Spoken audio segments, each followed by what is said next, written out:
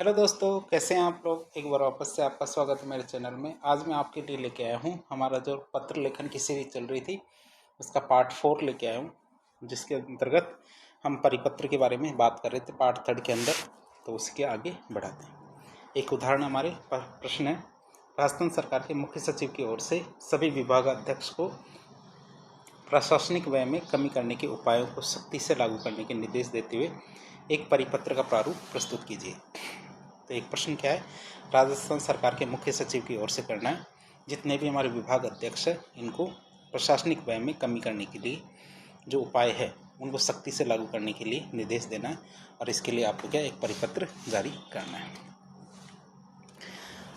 देखें तो आंसर क्या है, राजस्थान सरकार शासन सचिवालय जयपुर, यहाँ से शुरुआत करनी है। पत्र क्रमांक की बात करें तो आपको इस तरह से लिखना है, शासन सचिवालय 2024। इस तरह तो नहीं पूरा लिखना है, लेकिन ये तो शॉर्टकट में बताया गया आपको। जयपुर 20 फरवरी 2024।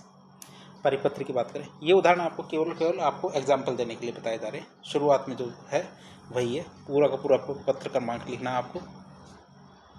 विषय क्या, प्रशासनिक व्यय में कमी के उपयोगनीय उपायों की अनुपालना हेतु वर्तमान में प्रशासनिक व्यय में बढ़ती वृद्धि को ध्यान में रखते हुए राजस्थान सरकार के सभी विभागाध्यक्ष को यह निर्देशित किया जाता है कि अपने अपने विभाग के प्रशासनिक व्यय में यथोचित कमी करने हेतु समुचित उपाय किए जाएं। इस परिपत्र के माध्यम से सभी विभाग अध्यक्ष को विशेष रूप से पाबंद किया जाता है कि वे क्या है, अपने प्रशासनिक व्यय में कमी लाने हेतु एक लक्ष्य निर्धारित करके उसकी प्राप्ति हेतु क्या एक लक्ष्य निर्धारित करना, फिर उसकी प्राप्ति हेतु विशेष कार्य योजना बनाएं। समस्त विभाग अध्यक्ष समय समय पर बैठकों का आयोजन करके इस संदर्भ में क्या गहन विचार विमर्श के साथ प्रभावी कदम उठाएं, और इस संदर्भ में क्या कुछ उपाय किए जा सकते हैं। कौन कौन से, जैसे हमारे परिवहन जो व्यय है, परिवहन व्यय में यथोचित कमी करना, बिजली अपव्यय को रोकना, दूरसंचार व्यय में यथोचित कमी करना, कार्यालय सामग्री के दुरुपयोग पर रोक लगाना, सरकारी परिसंपत्तियों का निजी कार्यों में बढ़ते प्रयोग पर समुचित प्रतिबंध लगाना। ध्यातव्य है कि प्रशासनिक व्यय में कमी करना प्रत्येक विभागाध्यक्ष का अहम उत्तरदायित्व है, और इस उत्तरदायित्व के निर्वहन में असफलता या उदासीनता परिपत्र की अवहेलना होगी। अतः परिपत्र को अनुपालना, जो परिपत्र है इसकी अनुपालना पूर्ण निष्ठा के साथ की जाए, ये आदेश दिया जाता है आपको। ये कौन रहा है, हमारे जो मुख्य सचिव है वो हस्ताक्षर कर रहे हैं हमारे चय के रूप में। प्रतिलिपि किन किन को लिखी जा रही है, जयपुर 20 फरवरी 2024 को। तो आवश्यक कार्रवाई के लिए प्रतिलिपियाँ भेजी जा रही है हमारी किस किस को, समस्त शासन सचिव राजस्थान सरकार, समस्त विभाग अध्यक्ष राजस्थान सरकार, रक्षित पत्रावली के रूप में। हस्ताक्षर करें चय मुख्य सचिव, ये हस्ताक्षर कर रहे हैं। पत्रावली जो प्रतिलिपि है, ये आवश्यक कार्रवाई सूचनार्थ अग्रलिखित को प्रेषित है, ये लाइन सब में जो प्रतिलिपि भेजी। प्रश्न क्या है, हमारे राजस्थान सरकार के सेवानिवृत्त जो कर्मचारी हैं इनकी पेंशन को संशोधन के बाबत क्या करना, परिपत्र का प्रारूप तैयार करना। बायत नहीं बाबत है, एक प्रारूप तैयार करना परिपत्र का। राजस्थान सरकार वित्त विभाग नियम अनुभाग है, इसके अंतर्गत लिखी जा रही है। पत्र क्रमांक 20/2024 जयपुर, दिनांक 30 जून 2024 को परिपत्र है। राजस्थान सरकार के सेवानिवृत्त कर्मचारी के पेंशन के संशोधन बाबत क्या पेंशन में संशोधन करने के लिए ये परिपत्र लिखा जा रहा है। वित्त विभाग का संख्यक परिपत्र दिनांक 12 जून 2024 का है। बात करें उपरोक्त संदर्भित परिपत्र के क्रम में स्पष्ट किया जाता है कि राजस्थान सरकार के 7वें वेतन आयोग की अनुशंसा के आधार पर राजस्थान सरकार के राजकीय उपक्रमों, स्वशासी निकायों, विश्वविद्यालय आदि के जो सेवानिवृत्त कर्मचारी है, पेंशनर है, इनकी पेंशन संशोधन के संबंध में जारी आदेश मेमोरेंडम के अनुसार उक्त संस्थाओं के सेवानिवृत्त कर्मचारियों की पेंशन में संशोधन प्रस्तुत किए जाएंगे। जो हमारे उक्त संस्था हैं उनके सेवानिवृत्त कर्मचारियों के पेंशन में संशोधन प्रस्तुत किए जाएंगे। जैसे क्या क्या की बात करें तो शासन सचिव वित्त बजट, ये हमारे ये परिपत्र जारी कर रहे हैं। पत्र क्रमांक इसमें पूरा लिखा गया है। तो जयपुर दिनांक 30 जून 2024 को ये पत्र लिखा जा रहा है। प्रतिलिपि की बात करते हैं, निम्नांकित को सूचनार्थ और आवश्यक कार्रवाई तो ये प्रेषित है।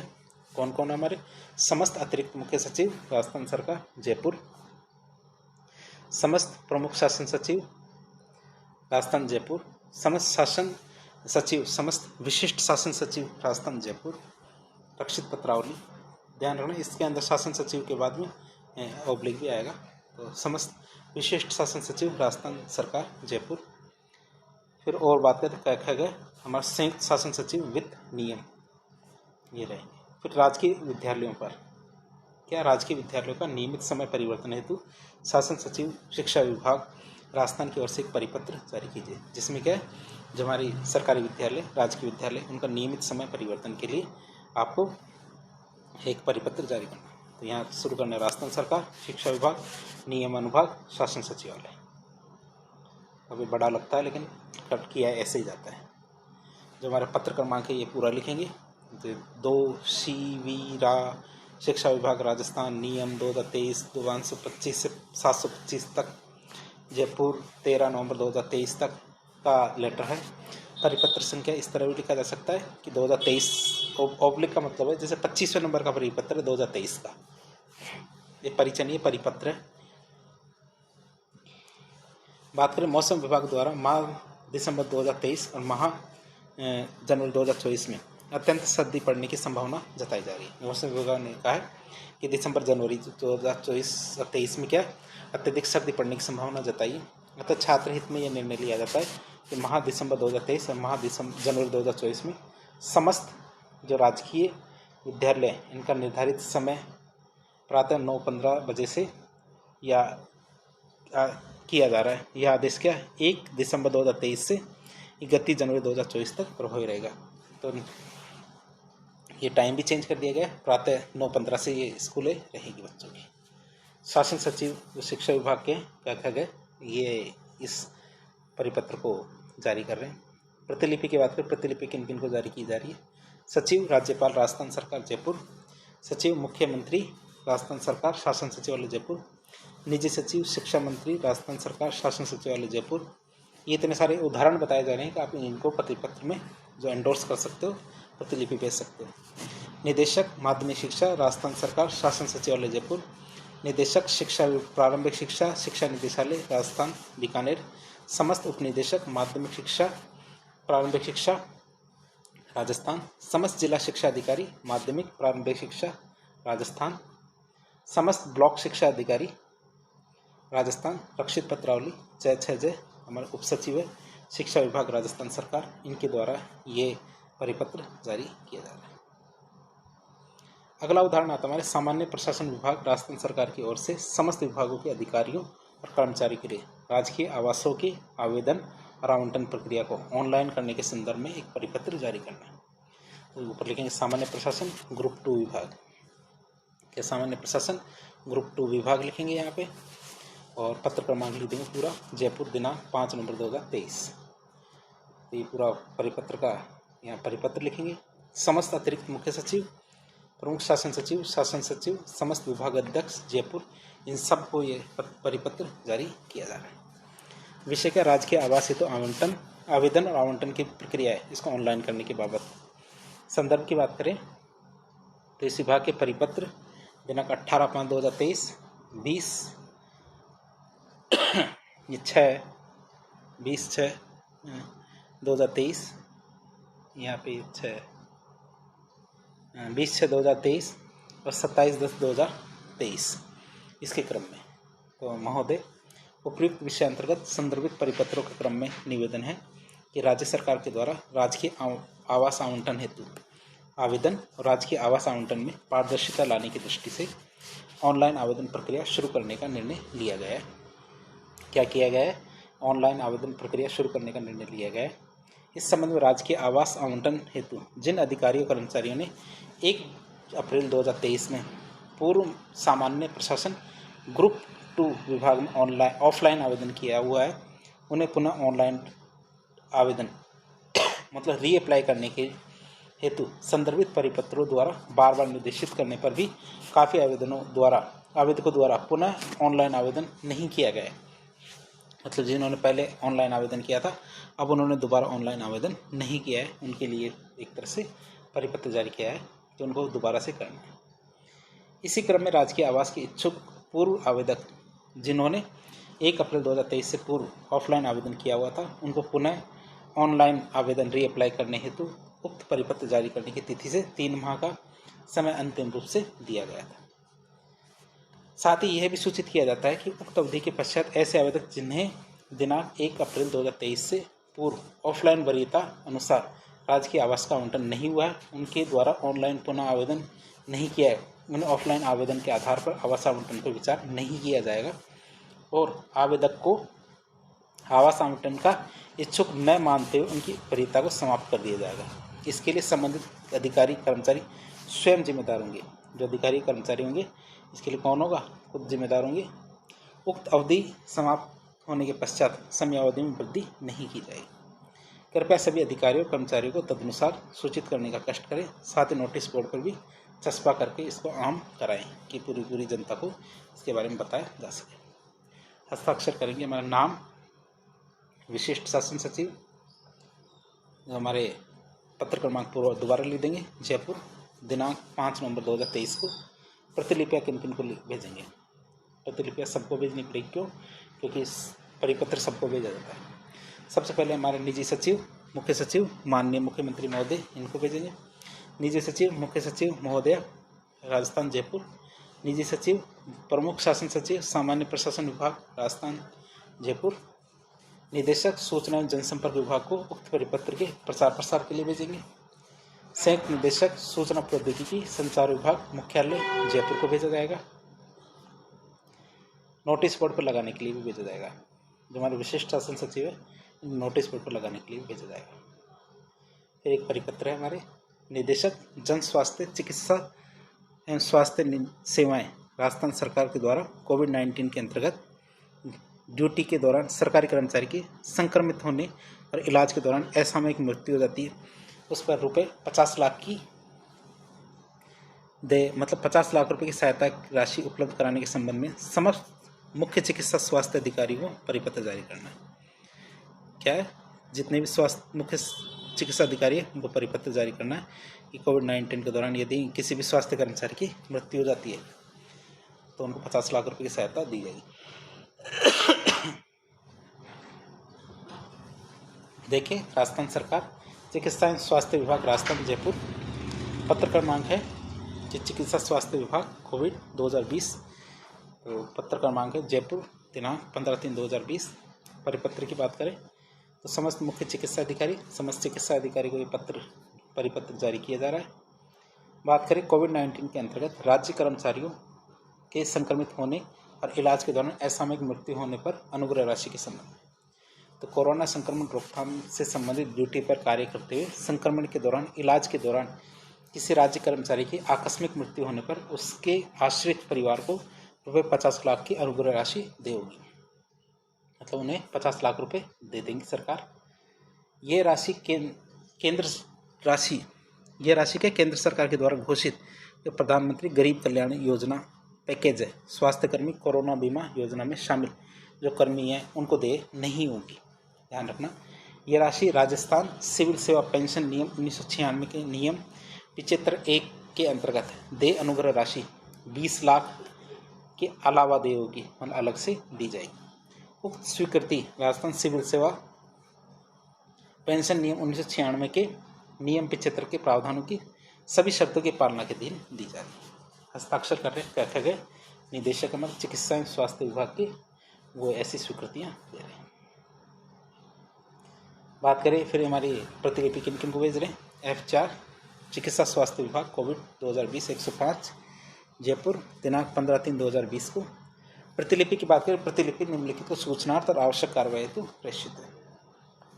प्रतिलिपि किन किन को भेजी जा रही है। फिर बात करें सचिव, जो माननीय राज्यपाल महोदय उनके राजस्थान के, प्रमुख सचिव माननीय मुख्यमंत्री महोदय, उप सचिव, मुख्य सचिव राजस्थान, समस्त अतिरिक्त मुख्य सचिव, प्रमुख शासन सचिव, विशिष्ट शासन सचिव, इनको समस्त विभागाध्यक्ष, निदेशक कोष और लेखा राजस्थान, समस्त कोषाधिकारी और रक्षित पत्रावली हमारी फाइल में लगाने के लिए। और साइन कौन करेंगे? हमारे निदेशक कह गए इस पर साइन करेंगे। फिर आती है हमारी विज्ञप्ति। अगला लेटर क्या प्रारूप है? हमारी विज्ञप्ति। विज्ञप्ति किसे कहते हैं? विज्ञप्ति वो प्रक्रिया है जिसके माध्यम से कोई भी सरकारी, गैर सरकारी विभाग, कार्यालय, संस्थान या प्रतिष्ठान द्वारा अपनी किसी घोषणा, उद्देश्य, आदेश, योजना और दिशा निर्देश संबंधित व्यक्तियों या आम आदमी तक पहुंचाना चाहते हैं तो इस सूचना का विज्ञापित प्रकाशित किया जाता है। तो इसे हम क्या कहते हैं? विज्ञप्ति कहते हैं। आगे देखते हैं हम विज्ञप्ति का उद्देश्य आम आदमी तक संबंधित सूचना को पहुंचाना होता है। विज्ञप्ति की बात कर रहे हैं तो विज्ञप्ति में कौन कौन से भाग होते हैं? विज्ञप्ति में हमारे 5 भाग होते हैं। पहले में हम क्या लिखते हैं? पत्र शीर्ष, जिसमें विभाग का नाम लिखते हैं। फिर विज्ञप्ति संदर्भ संख्या, पत्र क्रमांक और दिनांक, ये चीज़ें लिखी जाती है। फिर विज्ञप्ति का शीर्षक, फिर मुख्य विषय वस्तु 1 या 2 पैराग्राफ के अंदर लिखी जाती है। अंत में दाईं ओर अधिकारी का पदनाम लिखा जाता है। तो विज्ञप्ति के प्रारूप की बात करें तो विज्ञप्ति का प्रारूप इस तरह होता है। सबसे पहले हम राजस्थान सरकार लिखेंगे, फिर विभाग का नाम, फिर विज्ञप्ति संदर्भ संख्या, पत्र क्रमांक, दिनांक, ये सब लिखेंगे। फिर विज्ञप्ति का शीर्षक भी लिखना अनिवार्य है।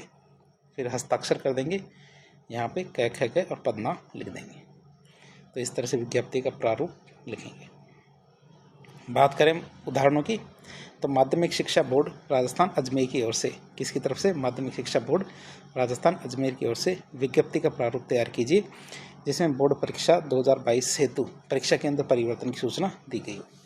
किसी सूचना हमारे परीक्षा केंद्र के परिवर्तन की सूचना दी गई हो तो ये हमारी विज्ञप्ति लिखनी है। तो राजस्थान सरकार माध्यमिक शिक्षा बोर्ड राजस्थान अजमेर की तरफ से ये विज्ञप्ति जारी की गई है। विज्ञप्ति संदर्भ संख्या 5/4/1 मासिको माध्यमिक शिक्षा बोर्ड 156, दिनांक 15 मार्च 2021। विज्ञप्ति बोर्ड परीक्षा के 2022 में केंद्र परिवर्तन के लिए। तो माध्यमिक शिक्षा बोर्ड राजस्थान के द्वारा आयोजित होने वाली बोर्ड परीक्षा वर्ष 2022 के लिए परीक्षा केंद्र बनाने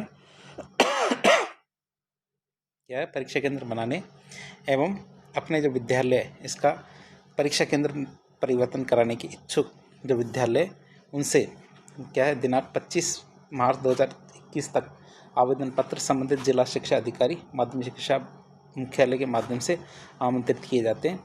10 किलोमीटर से अधिक दूरी पर आवंटित परीक्षा केंद्र वाले जो विद्यालय इनके निकटस्थ परीक्षा केंद्रों का विकल्प देते हुए केंद्र परिवर्तन हेतु आवेदन कर सकते हैं। निर्धारित मानदंडों के अनुरूप जो शिक्षा परीक्षा केंद्र है उनका स्थान उपलब्धता के आधार पर केंद्र परिवर्तन करके नया परीक्षा केंद्र बनाने पर विचार किया जा सकेगा। निर्धारित तिथि के पश्चात प्राप्त आवेदन होंगे उन पर विचार नहीं किया जाएगा। आवेदन पत्र विभागीय वेबसाइट से डाउनलोड किए जा सकते हैं। हस्ताक्षर कर देंगे कौन? सचिव। एक और उदाहरण देखिए, हमारे ग्राम पंचायत आनंदपुर कालू की ओर से एक विज्ञप्ति का प्रारूप जारी कीजिए जिसमें सर्वसाधारण को दिसंबर माह में आयोजित होने वाले प्रशासन गांवों के संग अभियान के बारे में जानकारी देनी। तो अभियान कौन सा है? प्रशासन गांवों के संग अभियान। तो राजस्थान सरकार ऊपर लिखेंगे हम, ये हमने लिख दिया।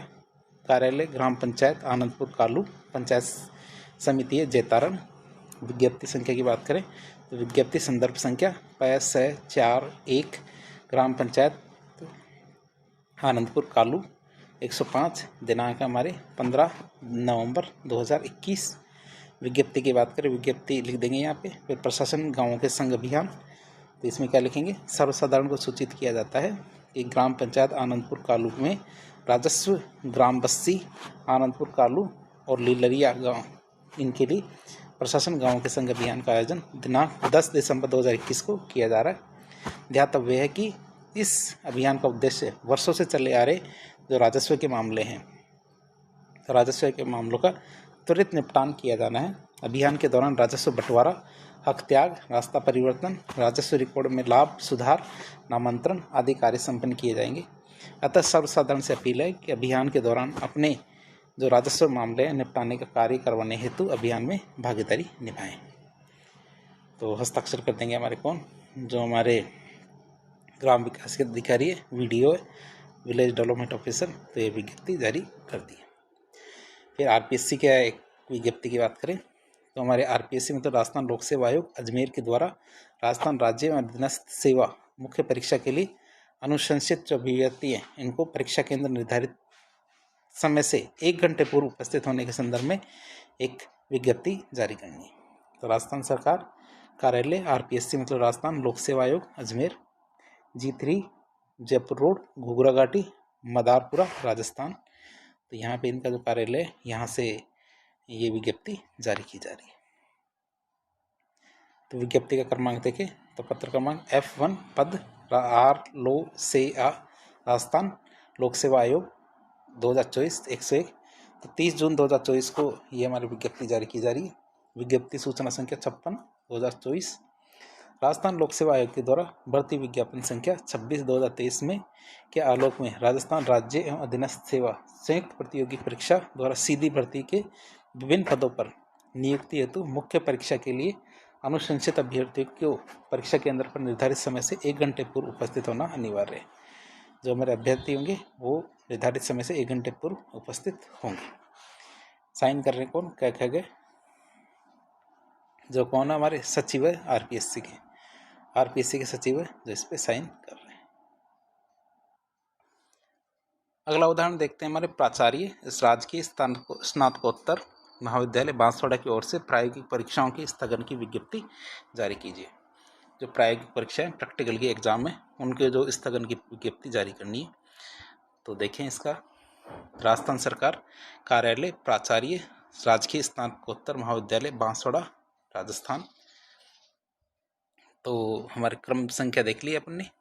तो पत्रावली क्रमांक क्या है, शिविरा परीक्षा 2024, दिनांक हमारी 31 मार्च 2024, विज्ञप्ति संख्या 04/2024। विषय क्या हमारे प्रायोगिक परीक्षा स्थगन सूचना बाबत। जो प्रायोगिक परीक्षा है उसको स्थगित करने के लिए ये पत्र लिखा जा रहा है।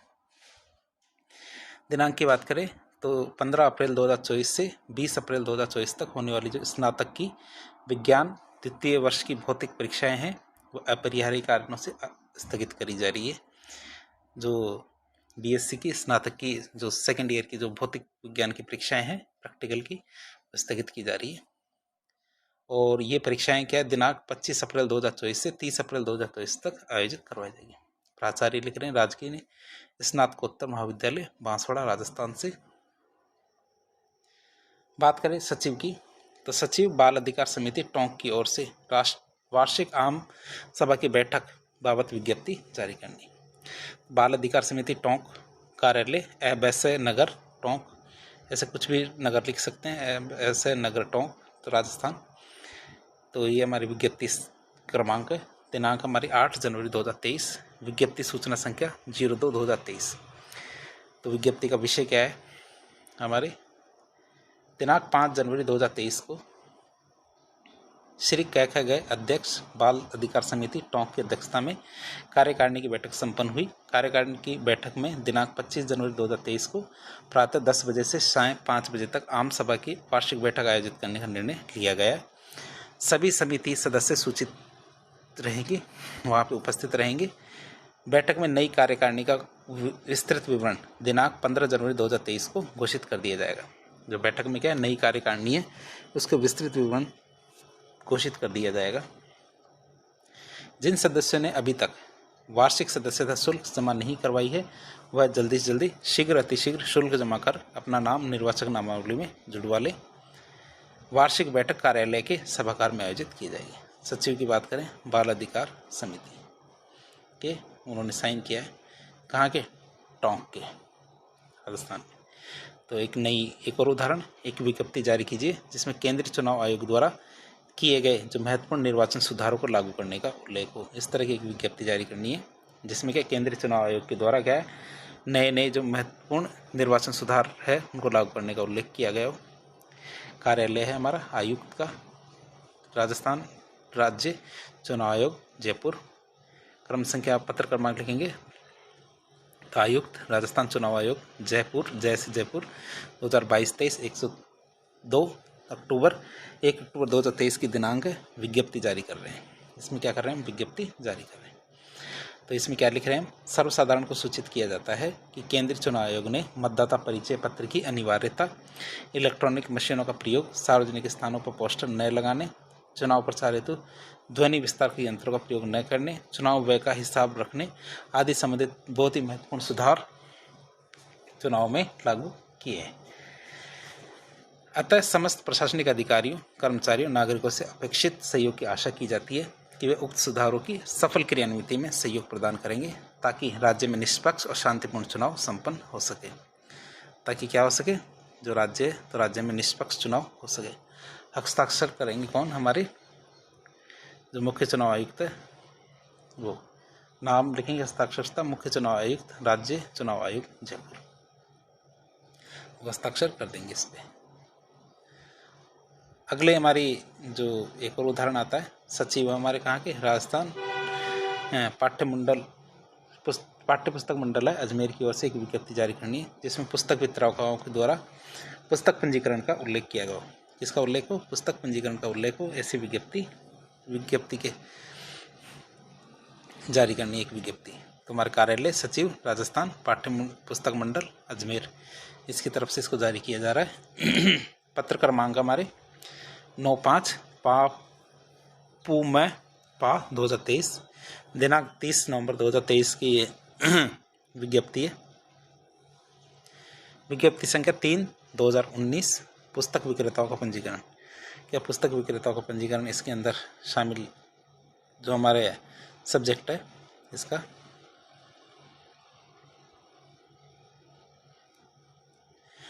बात करें तो राजस्थान माध्यमिक शिक्षा बोर्ड के द्वारा प्रकाशित विभिन्न परीक्षाओं के राष्ट्रीयकृत पाठ्य पुस्तकें आदि केवल उन्हीं पुस्तक विक्रेताओं को विक्रय हेतु उपलब्ध करवाई जाएगी। तो ये हमारा विषय क्या है, हमारे राजस्थान माध्यमिक शिक्षा बोर्ड के द्वारा प्रकाशित विभिन्न परीक्षाओं की राष्ट्रीयकृत पाठ्य पुस्तकें आदि केवल उन्हीं पुस्तक विक्रेताओं को विक्रय हेतु उपलब्ध कराई जाएगी जिनका राजस्थान पाठ्य पुस्तक मंडल में पंजीकरण होगा। अतः जो पुस्तक विक्रेता बोर्ड की विभिन्न परीक्षाओं की पाठ्य पुस्तकों का विक्रय करना चाहते हैं और जिन्होंने अपना पंजीकरण पूर्व में मंडल कार्यालय में नहीं करवाया है, उन्हें सूचित किया जाता है कि वे दिनांक 20 फरवरी 2023 तक व्यक्तिगत रूप से मंडल कार्यालय में उपस्थित होकर पंजीकरण संबंधी आवेदन की जो कार्रवाई है उसको पूरा कर लें। राज्य के सहकारी उपभोक्ता भंडार सहकारी समितियों भी क्या उपयुक्त प्रयोजनार्थ पंजीकरण करा सकती है। राजस्थान पाठ्य पुस्तक मंडल अजमेर, इसके द्वारा ये विज्ञप्ति जारी की जाती है। फिर एक और उदाहरण आता है हमारे क्या, क्षेत्रीय प्रबंधन स्टेट बैंक ऑफ इंडिया, इसकी ओर से बैंक शाखा के स्थान परिवर्तन की सूचना बैंक ग्राहकों और बैंक के खातेदार है उनके सूचनार्थ एक विज्ञप्ति जारी करनी है। कौन जारी कर रहा है, state bank of India. State bank of India क्षेत्रीय कार्यालय प्रतापनगर सांगानेर जयपुर, ये विज्ञप्ति जारी कर रहा है। पत्र क्रमांक SBIN, इसी तरह से लिखा जाता है SBIN,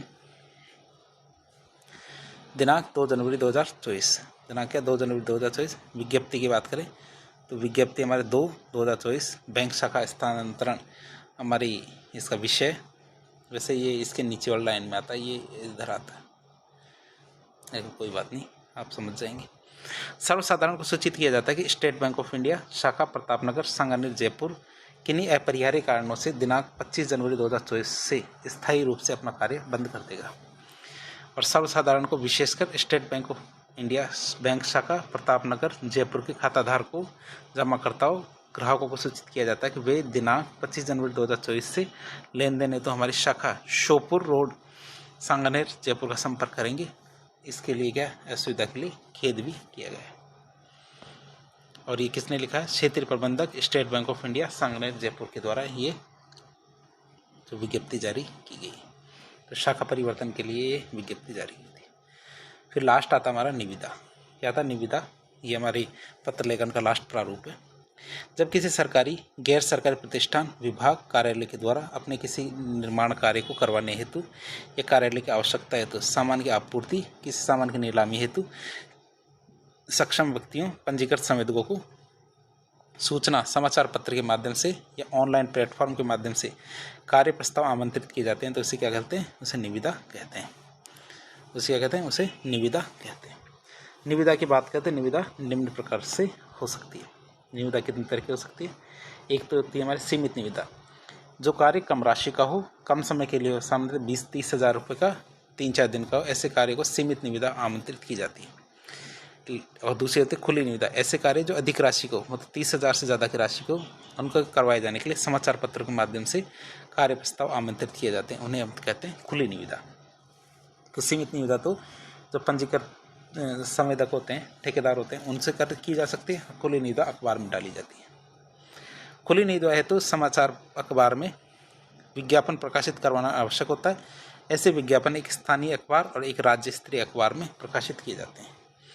ऐसे निविदा विज्ञापन क्या, एक तो स्थानीय अखबार में और एक राज्य स्तरीय अखबार में छपवाए जाते हैं। अखबार में निविदा प्रकाशित करने और निविदा खोलने के मध्य 10 दिन का समय देना आवश्यक होता है। धरोहर राशि, प्रतिभूति राशि विभागीय नियमों से तय की जाती है। सरकारी विभागों द्वारा आमंत्रित की जाने वाली निविदाओं को राजस्थान के राज्य सार्वजनिक उपायन portal, state public procurement portal SPPP पर प्रकाशित करना अनिवार्य है। इसका उद्देश्य सरकारी विभागों में पारदर्शिता बढ़ाना, सभी को समान पहुंच उपलब्ध कराना होता है। प्रोक्योरमेंट जो वेबसाइट है, संवेदकों को ऑनलाइन बिड सिस्टम सबमिट करने और निविदा शर्तों और नियमों तक सभी के लिए समान मंच उपलब्ध कराने का अवसर देती है। निविदा प्रारूप में प्रयोग किए जाने वाले महत्वपूर्ण बिंदु कौन कौन से होने चाहिए?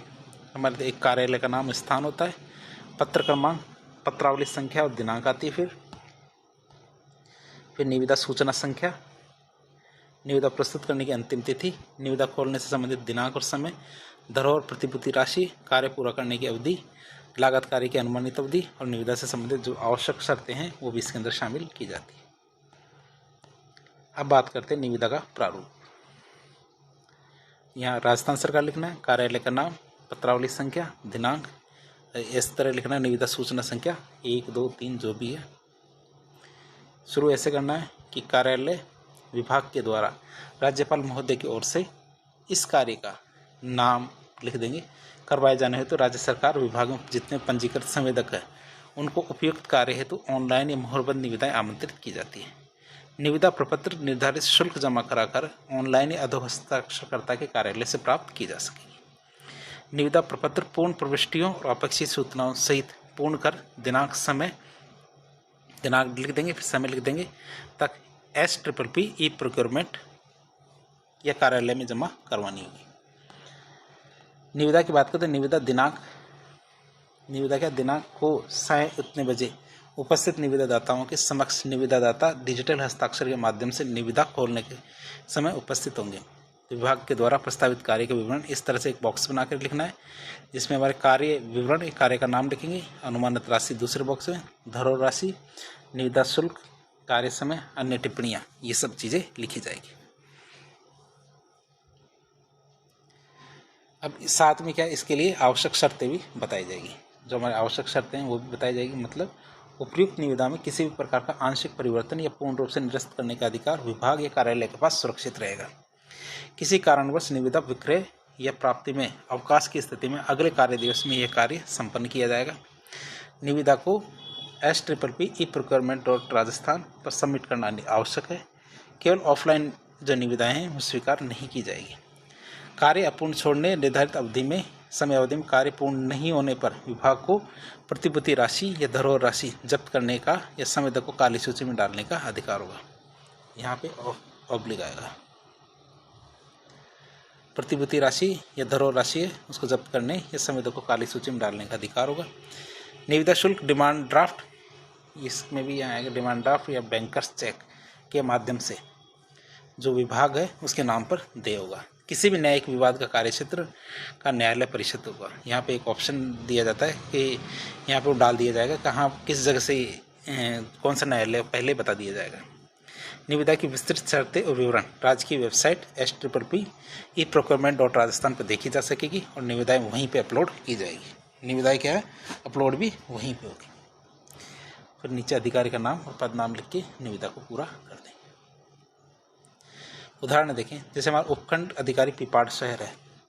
उपखंड अधिकारी पिपाड़ शहर की ओर से एक निविदा का प्रारूप तैयार कीजिए जिसमें राजस्व कोर्ट में फर्नीचर सामग्री मंगवाने और कार्यालय का रंग रोगन करवाने के लिए कार्य प्रस्ताव आमंत्रित किए गए। तो यहाँ कार्य राजस्थान सरकार लिखेंगे, कार्यालय उपखंड अधिकारी पिपाड़ शहर जोधपुर। फिर यहाँ क्रम संख्या लिखेंगे, ये हमारी दिनांक लेंगे। निविदा संख्या 1, तो कार्यालय उपखंड अधिकारी पीपाड़ शहर की ओर से राजस्व कोर्ट में फर्नीचर सामग्री मंगवाने एवं कार्यालय का रंग रोगन करवाने हेतु राज्य सरकार में पंजीकृत जो संवेदक है इनको उपयुक्त कार्य को करवाने हेतु ऑनलाइन मुहरबंद निविदाएं आमंत्रित की जाती है। निविदा प्रपत्र निर्धारित शुल्क जमा करवाकर ऑनलाइन ऑफलाइन अधोहस्ताक्षरकर्ता के कार्यालय से प्राप्त की जा सकेगी। जो निविदा का प्रारूप है वो हमारे अधोहस्ताक्षरकर्ता का जो कार्यालय वहाँ से प्राप्त किया जा सकता है। निविदा प्रपत्र पूर्ण प्रविष्टियों और अपेक्षित सूचनाओं सहित पूर्ण करके दिनांक 25 मार्च 2021 को शाम 5 बजे तक SPPP ई प्रोक्योरमेंट और राजस्थान या कार्यालय में जमा करवानी होगी। निविदा दिनांक 29/3/2021 को प्रातः 12 बजे तक उपस्थित निविदादाताओं के समक्ष डिजिटल हस्ताक्षर के माध्यम से निविदादाताओं के समक्ष खोली जाएगी। कार्यालय द्वारा प्रस्तावित कार्य विवरण इस प्रकार है। बात करें कार्य का नाम, सबसे पहले कार्य का नाम, ये हमारे फर्नीचर 2 काम है, फर्नीचर सामग्री कुर्सी टेबल पंखा और कार्यालय का रंग रोगन। अनुमानित लागत इसके तो फर्नीचर की तो 1.5 लाख और हमारे कार्यालय रंग रोगन की 1,20,000। धरो राशि 18,000 इसमें, 15,000 इसमें। निविदा शुल्क 500 300 रुपये। कार्य समय मतलब 15 दिन में हमारे फर्नीचर उपलब्ध हो और रंग रोगन का काम हमारे 1 महीने में पूरा होना चाहिए। अब शर्तों की बात करें, ये शर्तें हम वैसे तो देख ली लेकिन वापस देख लें। उपयुक्त निविदा में किसी भी प्रकार का आंशिक परिवर्तन करने या पूर्ण रूप से निरस्त करने का अधिकार कार्यालय उपखंड अधिकारी पीपाड़ शहर के पास सुरक्षित रहेगा। किसी भी कारणवश निविदा विक्रय या प्राप्ति में अवकाश की स्थिति में अगले कार्य दिवस में यह कार्य संपन्न किया जाएगा। निविदा को SPPP ई प्रोक्योरमेंट राजस्थान पर सबमिट करना आवश्यक है। केवल ऑफलाइन निविदाएं स्वीकार नहीं की जाएगी। कार्य अपूर्ण छोड़ने या निर्धारित समयावधि में पूरा नहीं करने पर कार्यालय उपखंड अधिकारी पीपाड़ शहर को प्रतिभूति राशि या फिर धरोहर राशि जब्त करने का या फिर संवेदक को काली सूची में डालने का अधिकार रहेगा। निविदा शुल्क डिमांड ड्राफ्ट या बैंकर चेक के माध्यम से हमारे कार्यालय उपखंड अधिकारी पीपाड़ शहर के नाम देय होगा। किसी भी न्यायिक विवाद का कार्यक्षेत्र पीपाड़ शहर का जो न्यायालय परिसर वो माना जाएगा। निविदा की विस्तृत शर्तें विवरण राज्य की वेबसाइट SPPP ई प्रोक्योरमेंट और राजस्थान पर देखी जा सकेगी और निविदाएं क्या अपलोड वहीं पे की जाएगी। ये हमारे उपखंड अधिकारी क्या कहा गया, इनके द्वारा ये निविदा जारी की गई। एक और उदाहरण देखिए तो हमारे माननीय कलेक्टर महोदय जिला बाड़मेर की ओर से कलेक्टर कार्यालय में इलेक्ट्रॉनिक सामग्री की आपूर्ति के लिए एक निविदा जारी करनी है। निविदा की बात करें हमारे तो राजस्थान सरकार कार्यालय जिला कलेक्टर बाड़मेर, पत्र क्रमांक लिख देंगे, आपूर्ति विभाग है तो वहाँ से 5 मई 2024 की निविदा सूचना संख्या 1/2024 कलेक्टर कार्यालय बाड़मेर में कार्यालय कार्य हेतु इलेक्ट्रॉनिक सामग्री आपूर्ति बाबत इच्छुक निविदादाताओं से निम्नलिखित सामग्री की आपूर्ति हेतु मोहरबंद निविदाएं आमंत्रित की जाती है। जिसके विवरण है ये, जिसमें हमारे कंप्यूटर, स्कैनर, छत पंखे, बायोमेट्रिक मशीन 10, 5, 20 और 4 उपलब्ध कराए जाने। अनुमानित राशि हमारी 3, 3.5, 1, 35,000, 1.5 लाख रखी गई है। धरोहर 30,000, 5,000, 2,000, 5,000 जैसी वस्तुओं की कीमत है उसी प्रकार की धरोहर राशि। और ये 1 माह मतलब इसमें इसको उपलब्ध कराना है। इसको आप स्क्रीन को रोक के देख भी सकते हैं एक एक करके इनको। निविदा प्रपत्र शुल्क ₹1000 लेखा शाखा में जमा करके दिनांक 10 मई 2024 से कार्यालय समय में प्राप्त किए जा सकते। भरे हुए निविदा पत्र में धरोहर राशि लेखा शाखा में 15 मई 2024 तक अपराह्न 4 बजे तक जमा करवाए जा सकते हैं। निविदाएं समस्त निविदादाताओं के समक्ष केंद्रीय सभागार में दिनांक 20 मई 2024 को 5:30 बजे खोली जाएगी।